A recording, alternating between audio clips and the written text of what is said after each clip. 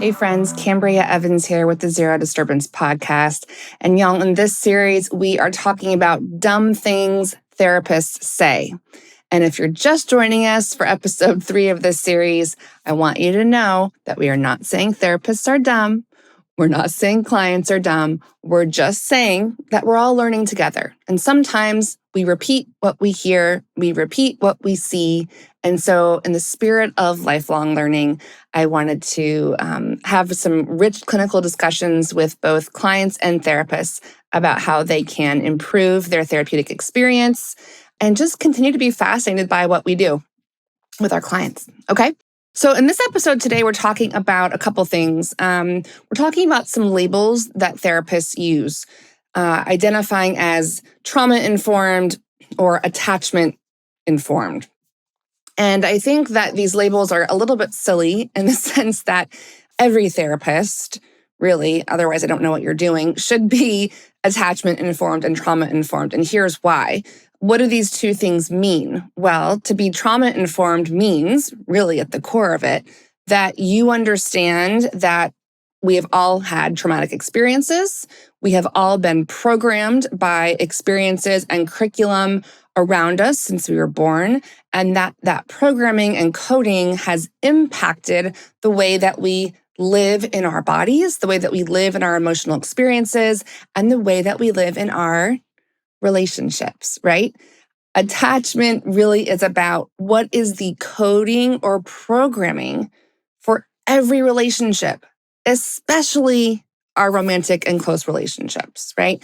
And obviously these things are coded early on by our early attachment figures, whether they were our biological parents, grandparents, aunts and uncles, adoption, whatever it is. We got coded by something or someone. We even got coded by the absence of something or someone, right? So every therapist, this is what I'd like smart therapists to think in terms of a framework. Every therapist is trauma-informed if they understand we've been programmed and that trauma happens to all of us, and that PTSD is a spectrum, right, of severity. We all have symptoms of PTSD. We don't all have panic attacks, but a lot of us have experienced anxiety due to traumatic things.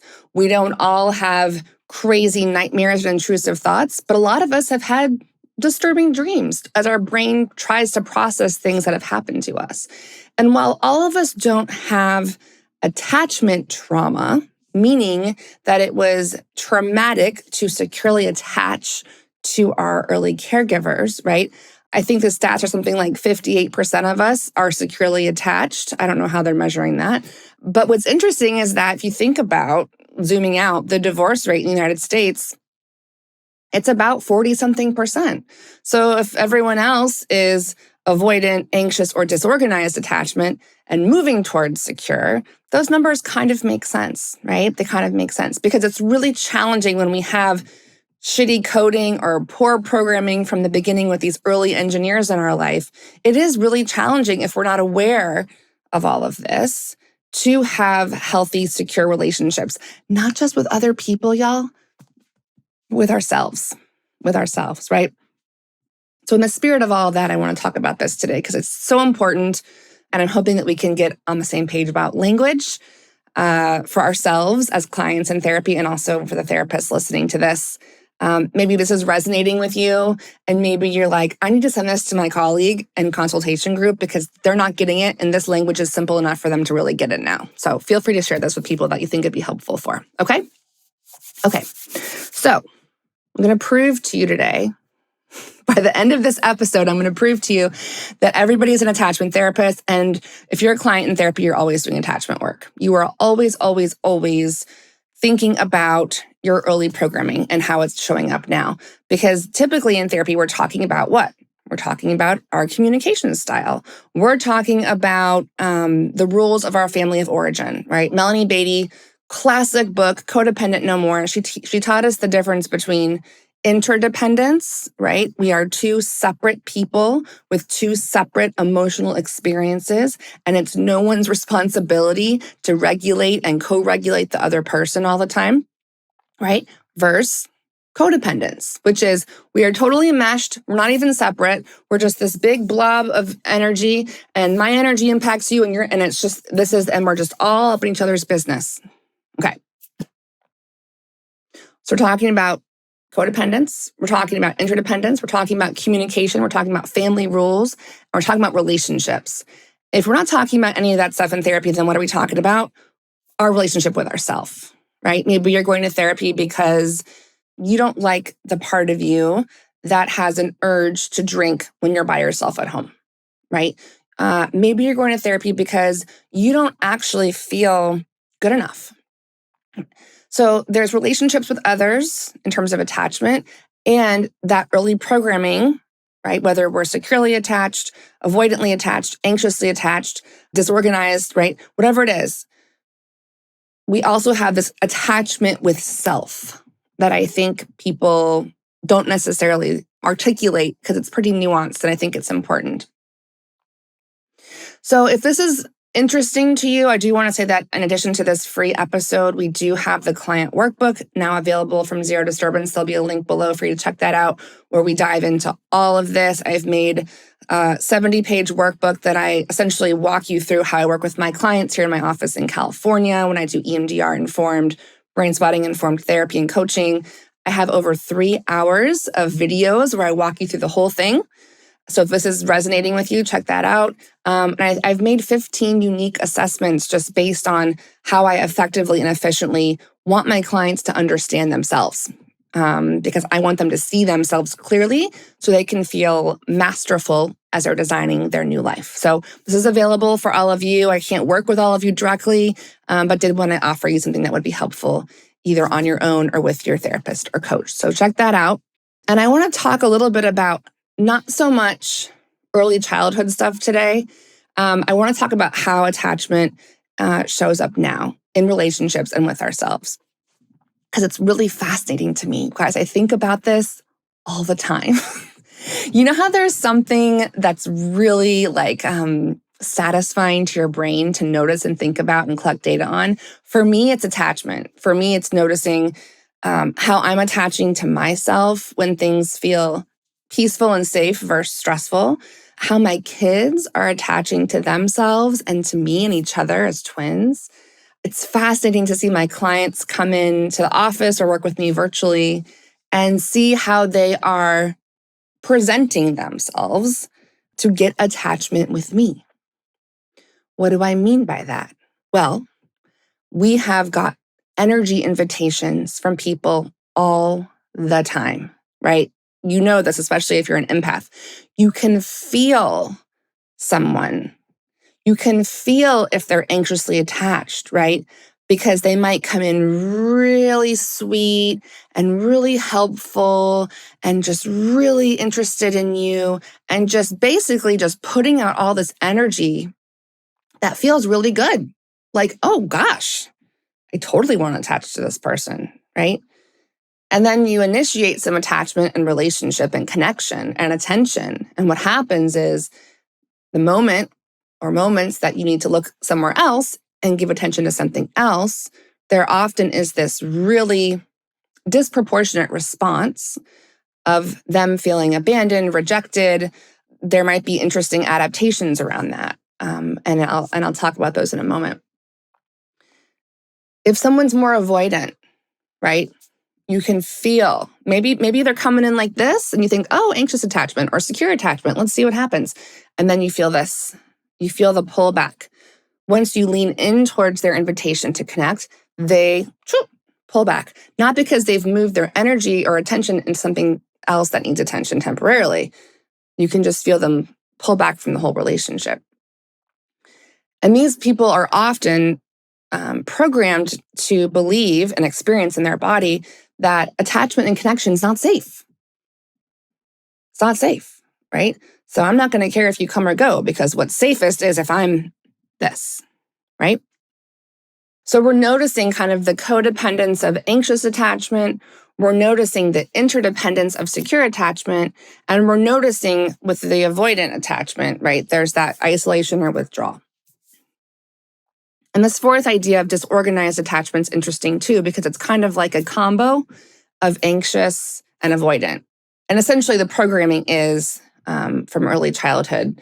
I want to lean in and get connection, but I also need to pull back, right? So there's almost, we talked about this in the last episode of having two programs, like a computer, and we have our hardware in our bodies and wiring, and we have software. It's almost like someone's running two software programs at once. So if you're in relationship with somebody who has disorganized attachment, you're going to be like, what is going on, right? Because they're here with you and then they're back. And then they're here, and then they're back. It's like, come closer, push away. Come closer, push away. Sometimes at the same time. It's a tricky one to navigate. It's a tricky one to live inside of too. Okay.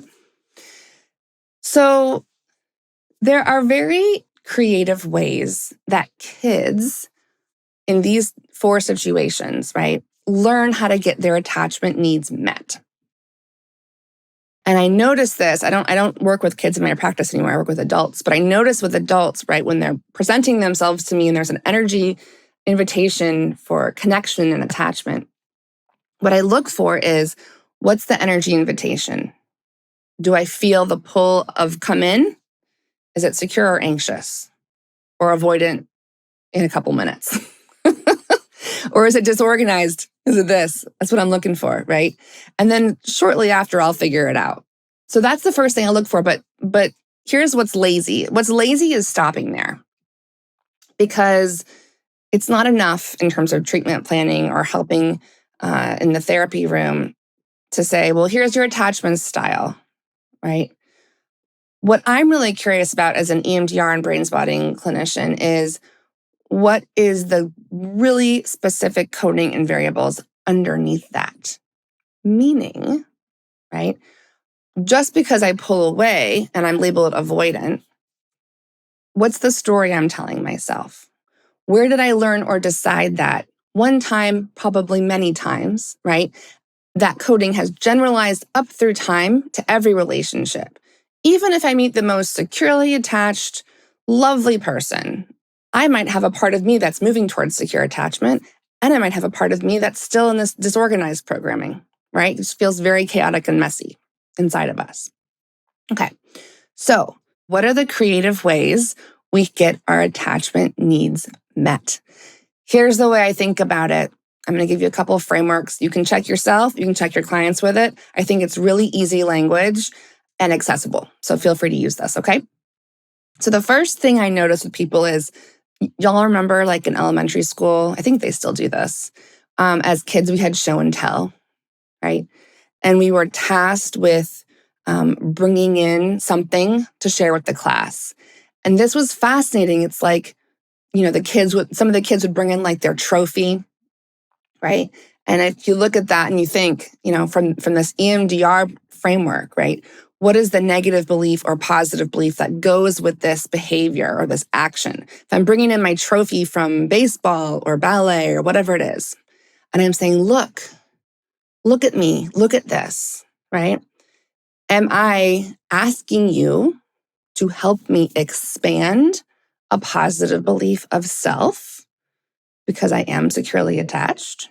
Like, I'm important, I'm competent, I'm successful, right? I am valuable, I'm worthy, I matter. Or am I asking you to look at me and help me take a negative belief of self? I don't matter, I'm not important, I'm not capable, I'm not special, right? Am I asking you to help me take this and grow it into a positive belief of self because I have a big part of me, a big program running inside of me that's not so sure. I'm not so sure if I am those things yet, okay? Show and tell. When you go into your therapist's office, what are you bringing for show and tell? Okay? When your clients come in, what are they bringing for show and tell? And why are they showing you that? Are they showing you that because they want you to, again, amplify with them their positive belief of self, or help them take a negative belief and turn it into a positive one that is securely attached to themselves? And why are we doing show and tell? Why do kids and adults still look to other people and say, tell me who I am? I think I might be this, but I need you to tell me who I am. Well, we can understand that kids who come in with, biological, genetic wiring still need some software to run, still need some programming of how to survive in the world. Tell me who I am. Tell me how I'm supposed to communicate. Tell me how I'm supposed to attach. Tell me what adaptations I'm supposed to create in order to have connection with you. Right? What's an adaptation? We talked about this before. I'll review it. An adaptation is, let's say I'm growing up in a house where I'm going to have anxious attachment because no one's paying attention to me. I'm like, in my body, am I important? Do I matter? Maybe I'm not. I'm definitely not. Okay, so let me move towards. Let me be perfect. That's an adaptation. Let me be really helpful and really nice. That's an adaptation for connection too, isn't it? Let me be available all the time. Let me feel your feelings with you and be super codependent with you. Can I have connection and attachment then? Okay, I'm saying all of this not to judge children. I'm saying all of this to celebrate how creative kids are in getting any connection. They're brilliant. Kids are brilliant, okay? Here's what gets us tripped up as adults. That programming generalizes up through time into everything. And I'm not 5 years old anymore. I'm 43. Okay. And it's going to be a real problem for me if I'm walking around everybody saying, let me help you. Let me be perfect for you. Let me feel all your feelings for you. Do you see where this is making me vulnerable? Okay. This anxious attachment and all these adaptations to get secure attachment and get connection are setting me up to fail. So my show and tell might be overly available, overly up in your business, because I don't fully believe I'm worthy and I need you to tell me and show me that I am. And then I can feel good. But what's the problem with that? What's the problem as an adult giving someone, anyone, a mirror? Say, hold, can you just take this mirror that shows me who I am? Can you go ahead and hold that for me? Thanks. That would be great. Okay, now tell me what it's saying. Oh, I do matter? Awesome. I've been waiting to hear that. I've been waiting to believe that about myself. Thank you so much. Now, this feels amazing. Because we finally get it. We finally believe it's true because here we have someone holding the mirror, validating us. Oh, that's so good. But what happens? What happens when that person drops that mirror or just decides, you know what? I'm going to tell you something different about yourself. What happens? Because we have not internalized our own mirror, our own story about ourselves, because we have not fulfilled the positive beliefs of self yet, because we're still living in old programming, which, by the way, none of this is our fault. Zero of this is about blame and shame, okay? Just the framework for you to empower yourself. The problem with not internalizing secure attachment, which can be done on our own, just so you know, right? Obviously, we have to date and talk to people to develop relationships outside of ourselves, right? But these are two separate conversations. And one informs the other, right? But it is a really calm, peaceful, powerful place when we believe not just in our cognitive thoughts, but down in our body, down in our somatic sensations, where all of our early coding and programming actually lives under the age of 5, right? This is where we believe it's true. I matter. I am worthy. I'm valuable. And I don't need an adaptation of always being available or codependent or feeling all your feelings with you or getting up in your business and always being available. I don't need to prove any of that because I already know who I am. And sure, I might let you hold up a mirror to me and tell me nice things about myself or give me some constructive feedback. But that's not going to deconstruct the scaffolding that is inside of me, right? I'm not a perfect mom. I work my ass off to be a good mom.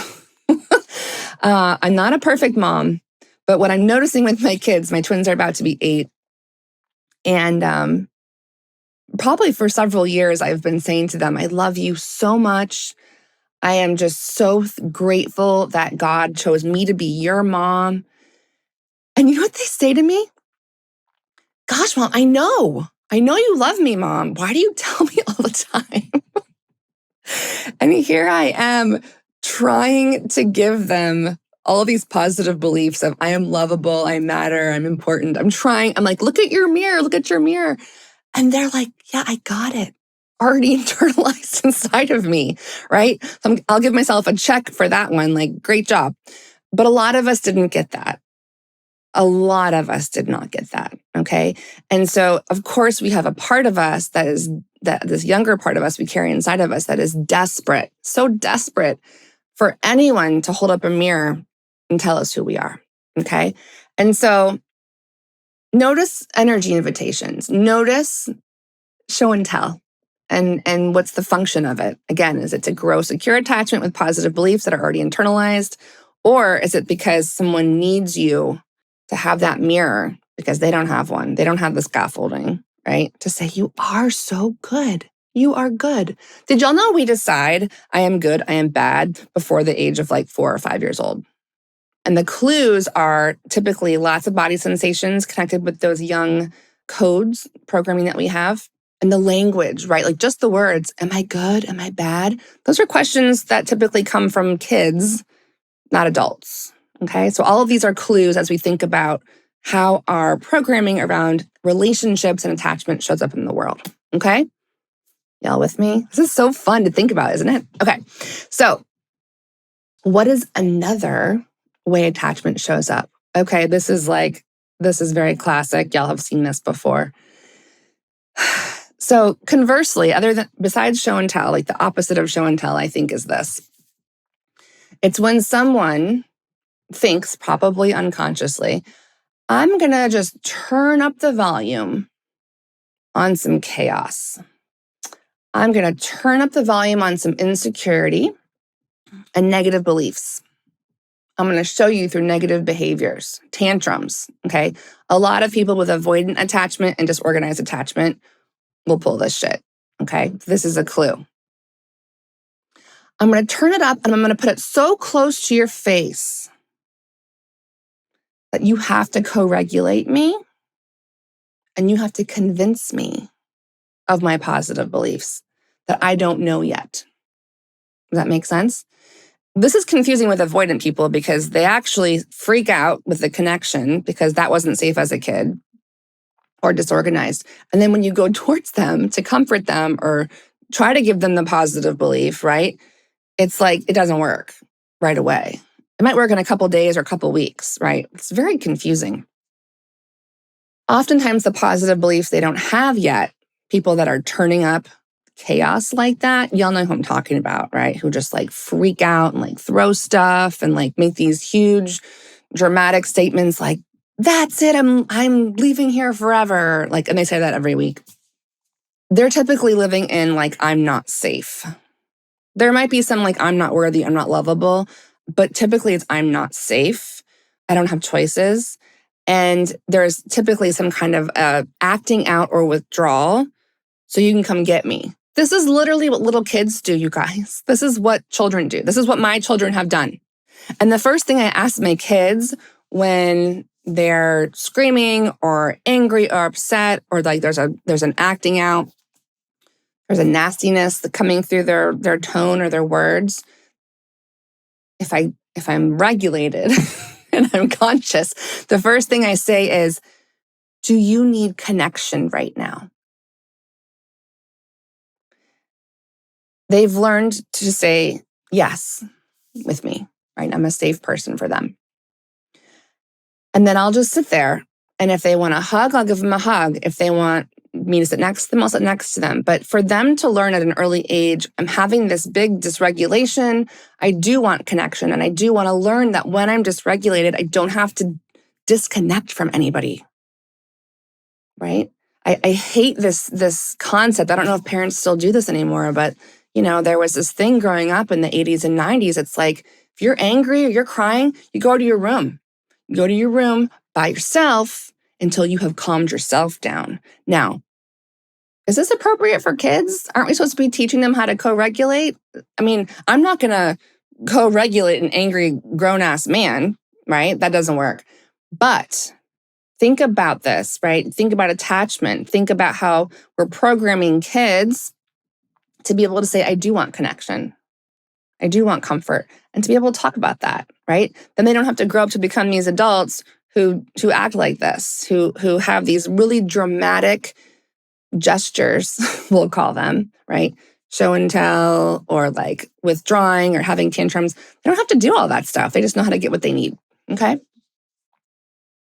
So I want you to ask yourself a couple of questions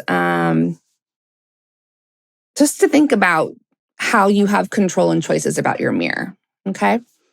We know it's appropriate for kids with early development that someone would hold up a mirror for them because they can't do it for themselves, obviously.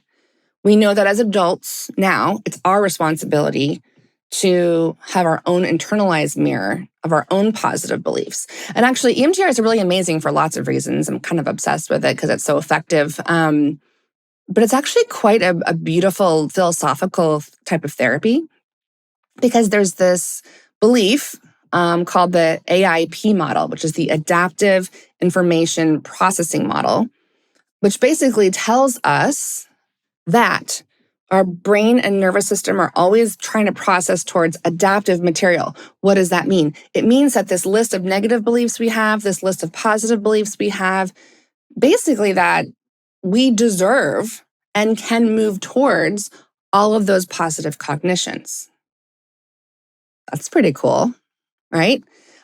These beliefs, if you're curious about them, you can get them for free in the client resource library when you opt into Zero Disturbance. They're also in the client workbook if you're curious about doing a belief assessment inventory to see what beliefs are feeling negative or positive for you and kind of the intensity of those, right? So we have this belief in EMDR that we can move from negative beliefs to positive beliefs, right? We can move from disturbance to neutral or calm. Super cool. Now, as we do that, as we internalize positive beliefs, not here, we're not doing just talk therapy and CBT. We're not doing coaching mantras and mindset work and manifesting, blah, blah, blah. We're not doing that crap. We're doing it here, but we're dropping it down into our emotions, into our bodies, into our memory networks where the programming lives. And yeah, I cannot make guarantees, as I'm not allowed to do that. And I also will say that nobody in the history of working with me has come back after EMDR and said, you know, that thing that we reprogrammed, it came back. It got undone. That positive belief we installed, now it's back to negative. Do you know where that does happen? It happens in talk therapy. I'm going to do an episode later on in this series about why that happens. I'm going to talk about why addicts relapse. I think the average is like 8 times because we're just working with one part of the code in our minds, okay? So let's ask ourselves some questions about the mirror. Okay, I have my internalized mirror with positive beliefs of self. I have my scaffolding. And you know what? I'm going to have relationships with other people. I want to have secure attachment. That's gorgeous. Now, here's what's really cool. We get to choose as adults in a way that we could not as kids. Who holds up our mirror? What? Think about that. Ask yourself, who holds up my mirror for me? Have I given my mirror as an adult to somebody who is just like cuckoo bananas or like super negative or like drinking every day? Like, who have I given my mirror to? Who's telling me who I am? Let's think about that. That's an important question. And here's the other thing. Did you choose that consciously? When I say this to my clients in the therapy room, they're just like, whoa, my mirror is being held by people I don't actually respect their opinion. Correct, right? But here's what's beautiful about this. Y'all, you only need to have like 2 to 3 people holding up mirrors for you. You don't need to have 25 people holding mirrors. That's just repetition that's unnecessary, okay? If you've internalized the scaffolding in your body of who you are and the positive beliefs of self, you just need 2 or 3 for when you get confused, for when you get off track, for when you get dysregulated. You know who your 2 or 3 people are that you respect and trust because they are safe and also securely attached. Let me go check myself in my mirror with my friend or my therapist, right? Or my spiritual advisor. Okay? And this is another great question. It's so good. And really speaks to kind of the codependent, interdependent dynamic, which I'll talk about later in this series as well, which is who expects you to hold up the mirror for them? Now, if it's your kids, that's totally appropriate. I will hold up a mirror for my kids all day, every day until they are grown adults. Even when they're old people, I will hold up a mirror until I am alive for my children. That is my job as their mother. And I do it with pride. Am I supposed to hold up a mirror for everybody around me all the time? No. Maybe I'll do that for my clients for sure. And y'all know that I actually deeply care and love for my clients. I only work with a handful of people. They get it. They get it all, right? They can get it all with me. Happy to serve them that way. However, is it my job when I meet somebody who's anxiously attached or avoidantly attached or disorganized, let's say at my kid's school, or somebody wants to be my friend, and I can feel they're pissed at me, right?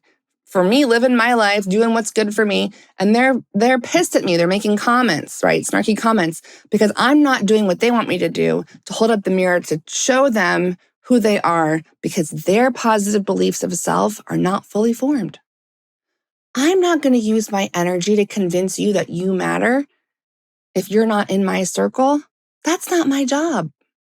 That's your job. Okay. So ask yourself, especially the women, y'all, we have been programmed to caretake everybody.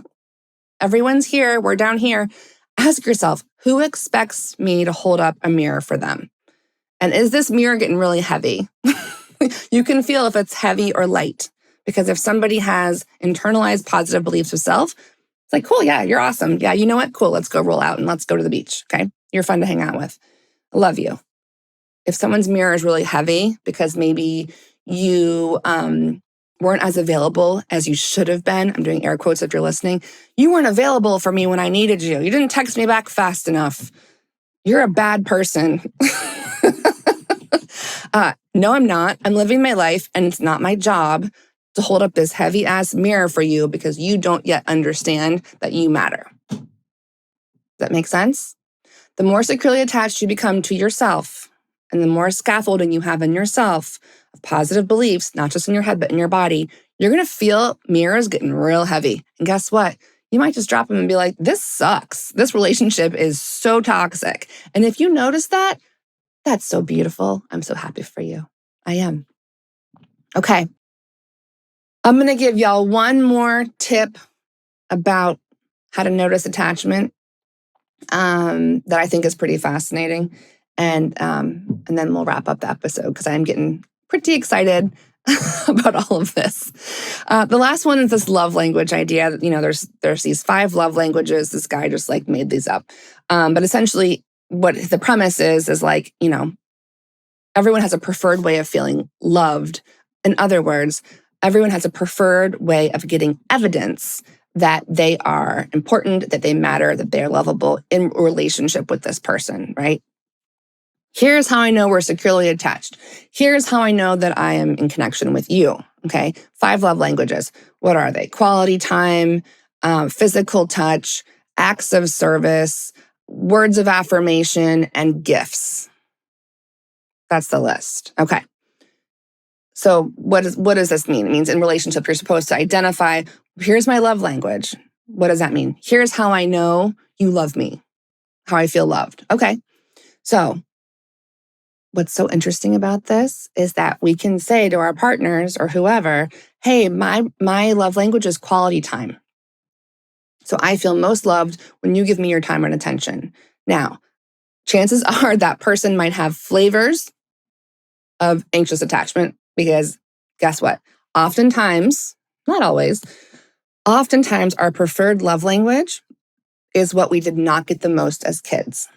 So if you were somebody whose parents were working all the time and you have anxious attachment and you're like, oh, who's here to regulate me? And who's here to show up, hold me the mirror? And who's here to connect with me? And da-da-da, right? You might really love quality time and maybe words of affirmation, okay? Maybe you love physical touch because that wasn't available to you, right? Maybe conversely, maybe you hate gifts because let's say you didn't get a lot of quality time, but let's say your parents were really rich and they were like, here is a brand new, I don't know, skateboard. And you're like skateboarding by yourself, but all you really want is your dad around, right? So there might actually be a love language that repulses you and like, ugh, right? So it's interesting when you think about love language to notice that because it has a lot to do with the way that our programming was created, the way that we've learned to attach to ourselves and to other people. So I love talking about this so much. I hope the mirror questions are helpful to you as you're just assessing what works for you in this one life that we get to live. And again, if you are like, this is cool, I want to learn more, check out the client resource library when you opt in as a client to Zero Disturbance Community. And if you want to deep dive with me, I've made over 3 hours of videos about all the ways I think about who we are in the world in the client workbook. So I'm excited you are joining me in these really fascinating, meaningful conversations. And I look forward to hanging with y'all next time. In the meantime, be well.